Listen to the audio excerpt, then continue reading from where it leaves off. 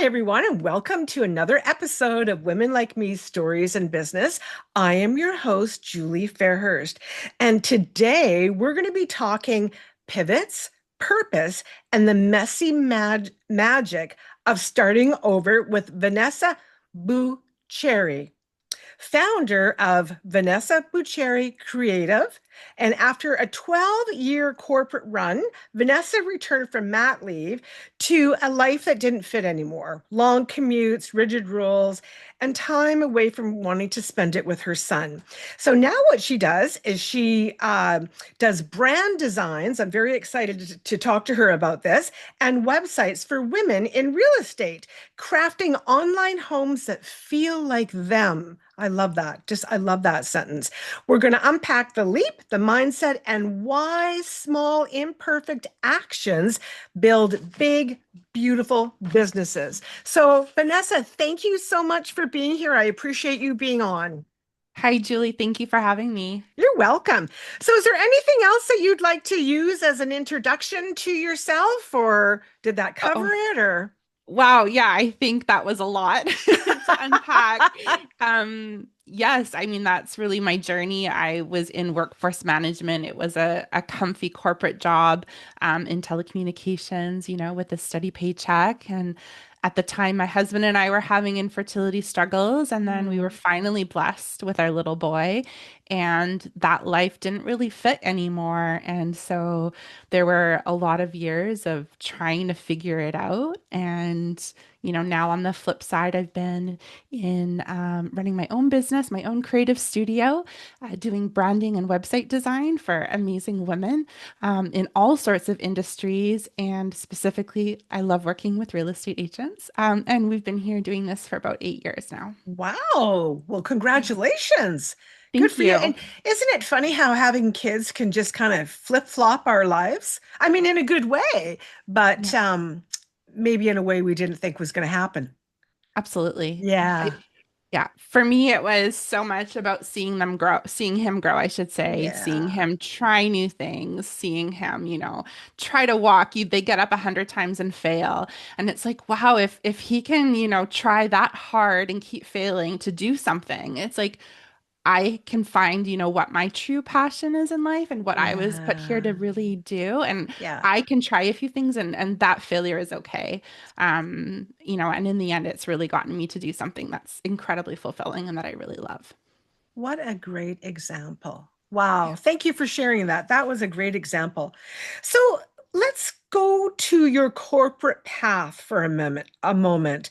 What did you tell yourself? Um, or what kind of tipped it? I mean, I get the son and stuff, but were you getting burnt out? Was there more to it than just having your son and wanting to spend more time with him? What was sort of tipped it from tolerating to it's truth time? Yeah, there were a lot of things sort of happening at that time. So I think just in the world of telecommunications where we were at, we were originally when I started, it was an amazing team. It was incredibly collaborative. I felt like, I had ideas to bring to the table that they were heard and implemented. I loved the people that I worked with. And then, I had my son. And then when I came back, they started, everything was much more. Like you were more in a box, right? Like this was your specific task, your specific role to the Mm. business. It was just a lot more rigid, and there were less opportunities for collaboration. I was moved into it was a promotion. I was promoted, but it was into more of a smaller team. We were separated. We were put on a different floor. There was new leadership, and so just slowly, it just kind of felt like I was just a cog in that corporate machine, right? And Yeah. I I just really didn't love it anymore. And just slowly and slowly, I just was like, I can't do this. And then combined with I was commuting. So I live in the lovely seaside community of White Rock, South Surrey, which is about an hour and a half commute into downtown Vancouver. So I was, spending 3 hours a day on top of my 8 hour work day. And my son, I was literally saying goodbye to him in the morning to go to work, catch the bus, and then come home to put him to bed. Oh, And when you've been through that fertility struggle and you really wanted to be a mom, for many years, that was just really hard and I just couldn't give that up anymore. And Yeah. I knew I had to make a change. Yeah. Wow. Yeah. Yeah. Yeah. Yeah, tough. I know I Yeah. was a single mom for 24 years with three boys, and it's tough. It's Yeah. tough to be away from them and not be able to be there and that kind of thing. So it's nice that you recognize that and then you took action, I right? did. And did I something did. about it. Yeah. I Yeah. wanted to ask you because I read somewhere, I can't remember exactly where I read it, but 2 days before you quit or 2 days after you resigned from your position, something happened. Yeah. So I mean, I'm a planner. I'm very type A. I'm very ambitious, I guess if you want to say. So I knew that I set this goal for myself to leave my job and I gave myself a year and having a family, having a mortgage, there's realities. I couldn't just quit my job without the paycheck. So I made Yes. sure I had enough money in the bank that would sustain me to give it a full year try. And that's what I recommend to really I mean, it's tough, like depending on your situation, but I think that just gave me enough of a leeway to really give it a full shot, right? Like, I have a full year to make this happen to see if I can get any traction. So I gave my notice a couple of days before my 39th birthday. And 2 days later, my entire department, we were all called into a meeting room and we were all told that the company was offering us buyout packages. And based on your years of service, it was going to be, X number of dollars per week. And of course, having 12 years, mine would have been worth $90,000. So if I had waited Ah, a couple of days, I would have had this huge buyout package that really could have, funded the oh, next year or two of me like really giving this a full shot. And wow. so I was sick to my stomach because I had planned so carefully to miss something like that. Like it felt like a windfall that I had just missed out on. Yeah. Yeah. Yeah. And one of my questions was going to be, how did you feel in your body? But sick to your stomach. I get, yeah. Yeah, Yeah. nauseous, angry, another Yeah. one, to plan something for so long. Um, but really, like there wasn't anything anybody could do. I had already Yeah. given my notice. I had already made that decision. And Hmm. really the one piece of advice that was just extremely comforting to me at that time was my coworker Nate. And he said, Vanessa, he said, at least now when you succeed, you'll know it's because you did it on your own and not because you had a buyout. Oh, I just got shivers. Yeah. Wow. Yeah. What a comforting and uplifting thing to tell you at that horrible time. Yeah. It Wow. was what I needed to hear. And I Oh, still for think about sure. that because, they say like when you hit rock bottom or when you're in a situation, you know, sure, help is great, but really it's often like you really are the only person that can like help yourself move forward. And Yeah. it's true, right? Like if I knew that I had all this money in the bank account, I wouldn't have pushed myself. I Mm-hmm. wouldn't have, put myself out there. I wouldn't have, posted on social media or shown my face or gone to networking events because I'm very much an introvert. So, showing up at events is hard for me. And I wouldn't have probably done those things to the Yeah. extent that I did. Yeah. And, you know, maybe if I had that money, yeah, that would have maybe been like easier and I would have been more comfortable. Um, but I don't know that I would have had the same sort of trajectory, right? Like, who knows if I'd be at the same place now if I had had that cushion. The universe gives us what we need, whether we Yeah. realize it or whether we like it or not. Wow. Wow. Well, Yeah. that was a very wonderful thing that your coworker told you. That's something you hold on to for sure. Yeah. Yeah. So tell us about your entrepreneurship. So did you right away know that you were going to want to do websites and help women with their brand? Is it women mainly, or you work with all men and women? I work with men, but I would say Yeah. that's maybe only 5% of my client base. I really do love supporting women and Yeah. uplifting them. Yeah. That's really what I'm passionate about. Yeah. And no, I didn't know what it was. I mean, I knew I was really unhappy and not fulfilled in my job. Growing up, I had, my grandpa ran his own small business. My uncle was made beautiful draperies, like they sh were in the show homes and all of this. And then we had a packaging company that my cousin ran. So I had all of these examples of people in my family who were successful business owners. I just didn't know what my thing was. And Mhm. that was really hard to figure out. Like I knew I wanted it, I just didn't know what that business was going to be. And yeah, I tried a few things. I listened to, I remember a lot of podcasts. I even went to therapy for a few months. And I really just reflected on the things that brought me joy and the things that I naturally enjoyed doing for hobbies. Like looking back, I loved to scrapbook. I loved photography. I loved looking through magazines, interior design. And it's like when you start to sort of think about the things that bring you joy, it started to like sort of I started to You- figure it out. And then one day I was in my little cubicle and my coworker next to me, she had this website up for this coding boot camp. It was coding and visual design. The company was called Skill Crush. And I immediately caught my attention. I went home, devoured the website, and I signed up that night because I was like, this is it. This is cool. Like it was the visual design and the aesthetics that I love. It was the coding and the analytics part that I love as well, the strategy. And yeah, I did over the next year, I did 3 different boot camps. And then I just started doing work for friends for free just to make sure, like, is this really what I'm good at? Like, can I actually do this? Because I Yes. was learning a new skill. It wasn't something I had gone to school for some interior design. Yeah. So I understood a lot of, color principles and space planning and that kind of thing. But this was very different. And yeah, I loved it. And I Oh, was just like, okay, this is it. wow. Fantastic. Fantastic. So how do people find you? My website, At your is that what website? you mean? Yeah. Yeah. Well, Or well, I guess actually my question is more like, so how did you get clients in the beginning?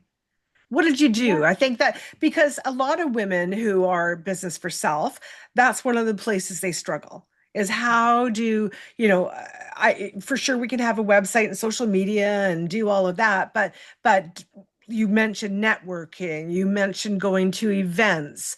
Like what were you doing to attract those clients to you? My very first clients were people in my network that I knew. So my friend was opening a nail salon here in the community, and so she was my one of my very first clients. And then honestly, my husband was an incredible advocate. Two very early on clients came just from him talking about what I was trying to build, and he was so supportive. So I did a local coffee shop in Delta. That was another first client, and a hair salon in Langley. Those were sort of the Ah, three. Yeah. And then I perfect. just started, with those, and then going to networking events within the community. And those were hosted by a local real estate agent. And through Ah, her, I really ended up connecting with so many wonderful people here where I live. And honestly, that really just propelled things. And, yeah. she ran that event for quite a few years. And it was funny because every Christmas, it was kind of like my Christmas party because, when you work for yourself, you don't really have No, you don't. have No, one. you don't. And it was just so eye-opening that every year it's like more and more people in the room were like clients or people, friends, that I knew. And by the last one, like 4 or 5 years in, it was like I literally knew like so many of the women in the room. And so that to me is the power of what you do, like your role as a real estate agent and the community that they bring. And that's why I love working with that particular niche. Yeah. But really that's how it all started was getting out there and just meeting people in real life, getting Yeah. out from behind the screen. Yes, and when we're working for ourselves, usually we're working from home, and it can be very isolating. And it can be depressing sometimes if you're struggling because you don't have that coworker to lend an ear, and maybe you have a spouse who's like really trying to get a real job, like those kinds of things. Like, there can be a lot of pressure on you. So I agree. I think networking is just so important, and getting out there and meeting people, and getting out of your environment, just so important. So Yeah. important. So tell me, so how do you help? So if a real estate agent came to you and she said, "Oh, I need help," what are you going to do? How do you help? How do I help? Well, we always start with strategy. So, like, what is it that you're trying to communicate through your brand, right? Like, are you a buyer's agent, a seller's agent? Do you love working with new homeowners?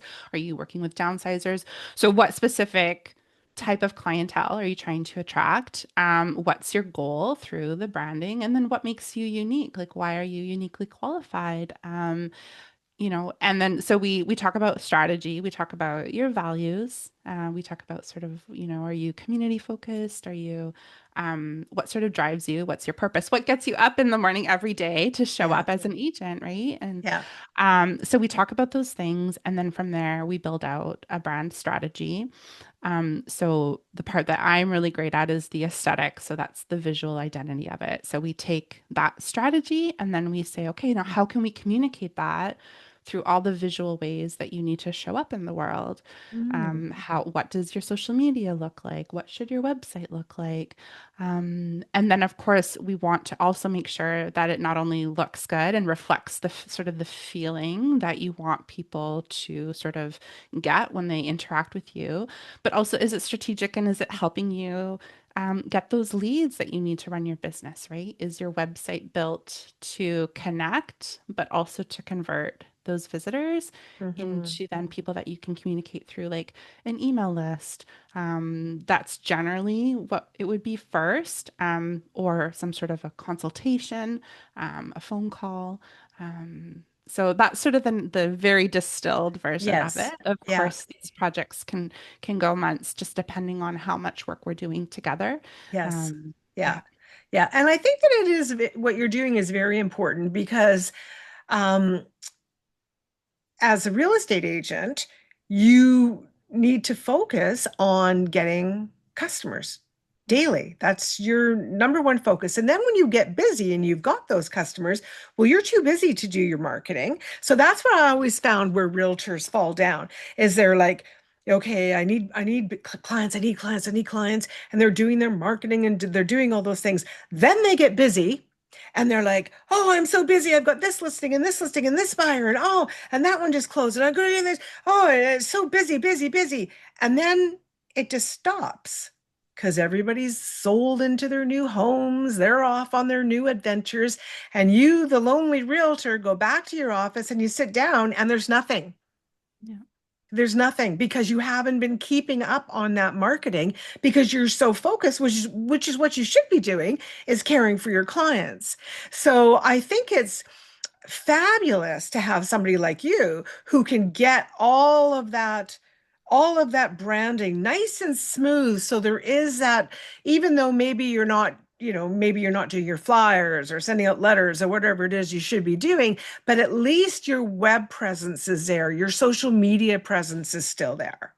Yeah, absolutely. I think a website is such a great tool and it's there 24/7, right? Anytime anyone is Googling your name or clicking through from your social profiles, that is really your number one sales machine, right? It's working for you when you just can't, or when you are in one of those busy periods, those peaks as we call it, which I think most business owners can relate to, the peaks and valleys of running a business. And yeah, Yes. that consistency is so important because that's what's going to make sure that you've got a steady sort of income of leads. Well, it's that long-term success. Yeah. If you I remember there was a realtor and he hired me because he was no longer a realtor. And I said, "Oh, well, what happened?" He said, "Well, I'd work my buns off, I'd make a lot of money, and then I'd go golfing." And, you know, and Yeah. then there'd be nothing. Well, and Yeah. that's what happens to so many, so Yeah. many. It's Yeah. hard to keep that momentum flowing for sure. So do your websites then have the MLS capability on them? They do. They Yes. do. Perfect. Yeah, Yes. that's so important. I think so. I think it's a really good tool. But I do recommend not to lead with that necessarily because I Hmm. think that, if someone's just wanting to search properties, they're going to go to one of these larger platforms, right? They're not going to go to an agent's website to do that. I think if they're going to come to your site, they're wanting to learn more about you and if Hmm. there's a connection there, right? And Yes. if you're someone that they would like to work with. So Yes. they're going to want to know other things before they start to look at properties. I mean, yes, they might want that past sales history, right? Which can be integrated in. So it's Yeah. automated, which is lovely. Or they might want to see, specific neighborhood searches that we Yes. then customize for your Yeah. area. Where, maybe then we're adding community guides or some of your favorite places or some of the things that that are really unique or special about that Yeah. neighborhood. So I think, yes, we can integrate that, but it's really important to give your take on it as well. Hmm. And, I think there's so many generic real estate websites out there, and Yes. I really believe in that value of connection. And I think if you can connect on, you know, with the communities, with, schools, with your favorite places, I mean, I think there's so much value there. Absolutely. Absolutely. Yeah, for sure. For sure. So, small, messy actions. You talk about that. So, what is a small, messy action to you? What do you do that are small and messy? I think it's just showing up and just being yourself, which is very hard, especially for me as a brand designer. I'm so used to sort of controlling the aesthetic. But I think it's so important to show that you're human, especially in this day and age where anybody can search anything or create anything on Mm. AI, right? And we don't really know what's real. And so I think just showing up and having this conversation with you, I mean, none of this was scripted. We're Nope, just none of meeting it. for the first time. So in my mind, this is kind of a small, messy action. It's Yes. doing things in your business every day where you're just showing up and you're just being yourself Yeah. and hopefully connecting with somebody and hopefully what you have to say, help somebody Yeah. or add some value or maybe make some smile, right? Yeah. Maybe it's just, something Yeah. that makes them feel good. Yeah. And yeah. What about fear? Did you have to overcome fear when you first started? Or the imposter syndrome, like what do I think I'm doing here? Oh, yes. I think that was the biggest thing for me. I mean, I was in a good job that I knew really well and going into a creative industry, which to be honest, terrifies me. And the idea of creating for income is quite a thing to be comfortable with because and even for a client, right? I mean, for you to come to me and hire me, I mean, there's that trust and probably a little bit of fear there too. Like, what if what she creates for me I don't like? So yeah, there was a lot of imposter syndrome at the beginning. And there's this quote from Ira Glass who talks about, and he's actually a podcast host for This American Life, and he talks about that creativity and really if you have taste, those first couple years of actually doing your craft, you're not going to like what you do. And that's actually a good sign. It means that you're trying to get better, that you have good taste, and really the only way to do it is to push through. And Mhm. so a coach early on said to me, she said, Vanessa, people are hiring you based on the portfolio of work that you're doing. So even if you're not happy with it, they're happy with it. And so Yes. that was really hard for me because I could have spent another, 40 hours on a project to try to perfect it or make it look better. And of course, you can't spend all your time. I mean, your Yes. hourly income when you calculate it is going to be $1. So I really had to learn to just let go and say, okay, like I've done my best here for this client, and if they were happy, that that was really what I wanted. But yeah, it's really tough to Yeah. work through that. And now I'm at a point where I can say that I'm really proud of the output that I'm making, and I think it just gets better. And that's just working at a craft. I mean, I would imagine the same as with you, like working with people, networking, negotiating, all of those skills, you Hmm. have to do them to get better. Like it's not Yes. just like you just start and you're great. Exactly. There's a Yes. process. Oh, for sure, for sure.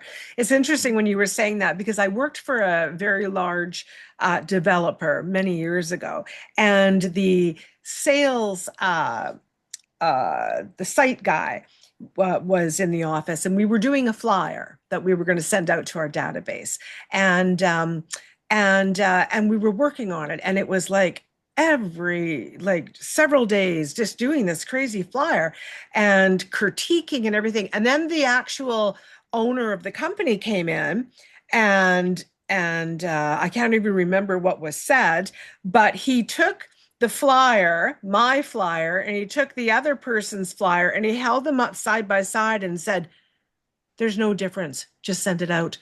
And I mean, I was grateful for that, but that perfectionism, Yeah. it can stop us in our tracks and hold us back. So I think, for you to be able to say, you know what, I got to let it go because it'll never be good enough for me. Hmm. But for them, if they love it, that's what matters.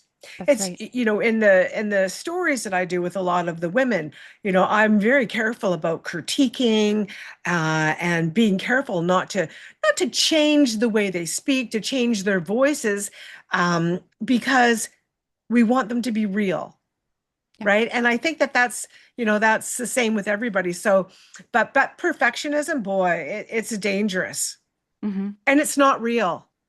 No. That's the other thing, right? So we're striving for something that isn't real. So here, we are 3 days later with these stupid that looked pretty much, oh, well, maybe the font should be a little more like this. Like, oh my goodness, is anybody even going to notice that?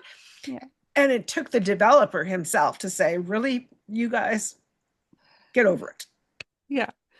And I think the other thing I've learned is that while, sharing sort of more my work in progress, as opposed to just hiding, doing a bunch of work and then presenting this like beautiful thing to the client, it's really a lot more helpful to have them involved. So maybe I do like a first concept and then I show them and it's not totally complete, but then I can get their feedback. Like maybe the font that Yes. I picked, they really hated and maybe we need to pivot.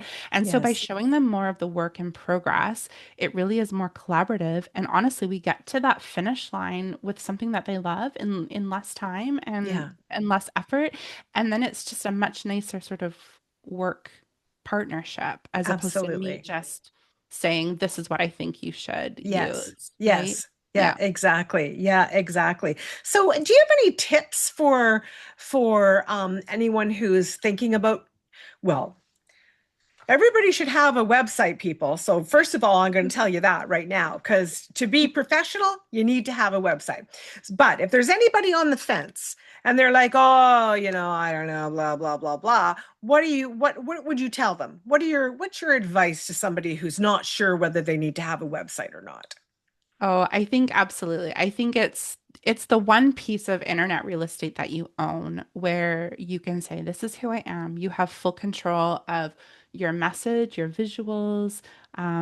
It's the one place where you can share your testimonials, your knowledge through a blog, if that's the case, right? You can capture those email addresses and those email lists. We all know that Instagram could go away. Pinterest could block your account. Like, however it is that you do business now, something could happen. Twitter was sold, right? Like we see changes all the time. And then all of that time and energy you've invested into this platform that really you have no control over, it could go away in a second. But your website Mhm. is the one place that you truly own.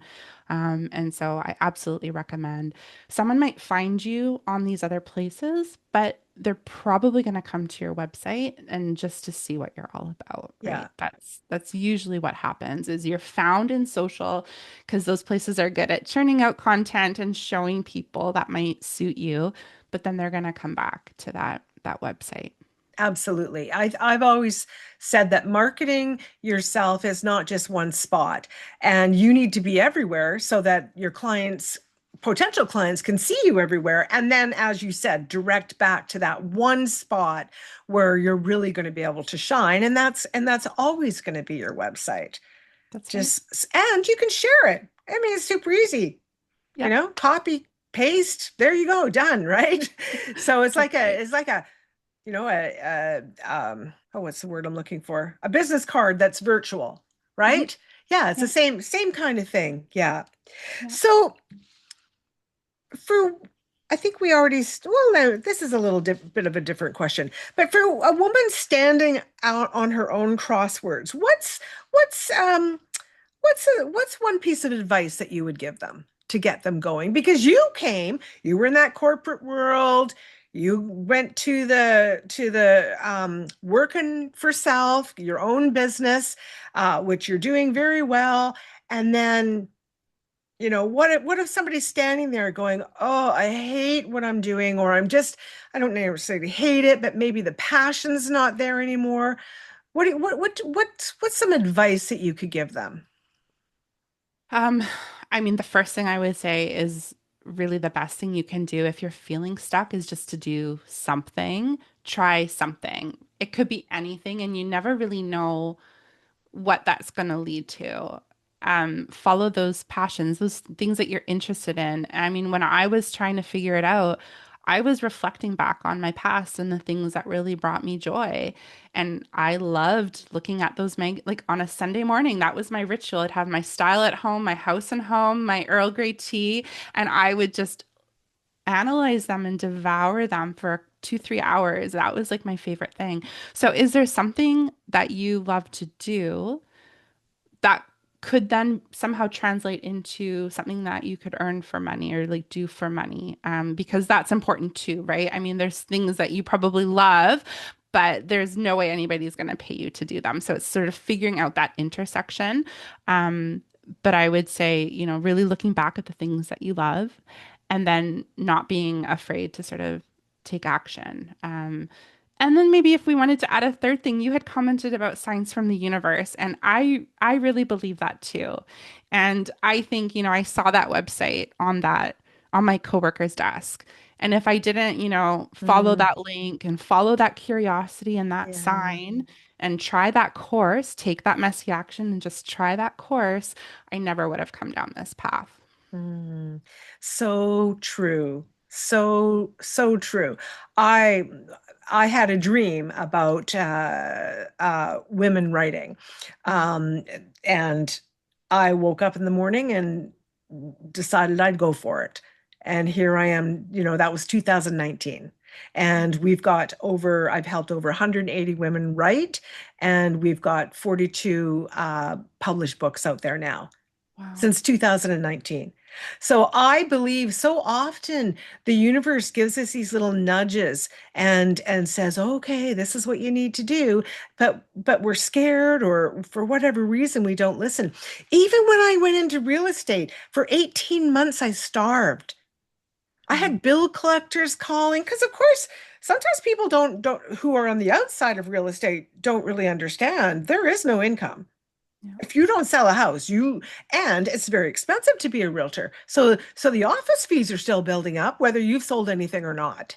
So I actually went and applied. I went to see if I could get my old job back, like all of this kind of stuff. It was like, and it was the universe saying, "No, no, just wait. It's coming. It's coming." And then something happened, and then something else happened. 18 months, so 18 months I went, and with a few sales, but not much. And then Zoom, yeah, and it just took off from there. And I got my footing, and away I went. And I was meant to be there. I know I was, but then I felt the pivot to where I was meant to go next. Yeah, Yeah. absolutely. And I've sort of gone through a similar pivot too. I mean, I've been doing this for now 8 years, and I had a few real estate clients. I really loved working with them. I saw this gap in the market where every templated site was exactly the same, and I was like these women deserve better. And then I met an IDX person, and that person ended up being like how we had a mutual friend. And it's like the pieces just start to fall into place, I find sometimes. And Hmm. sometimes you are meant to follow that easy path, right? Like sometimes I think I always think everything has to be hard, but Yeah. it's like, no, like you met this person for a reason. You've got these clients for a reason. You Yeah. see this gap, you see this opportunity. Why not try it? I mean, this might not work and I might have to pivot back and help somebody else. But Yes. I think, listen to that, listen to those signs. Yeah. I agree. And not just like hear them, but then take messy action. Yeah. Because it's not gonna, even for me in the beginning, it was, my very first book had 165 errors in it. Yeah. Like that could have shut me down, or because I was like, oh my Lord, really was I meant to do this? But I figured it out, and now good luck finding any errors in our books.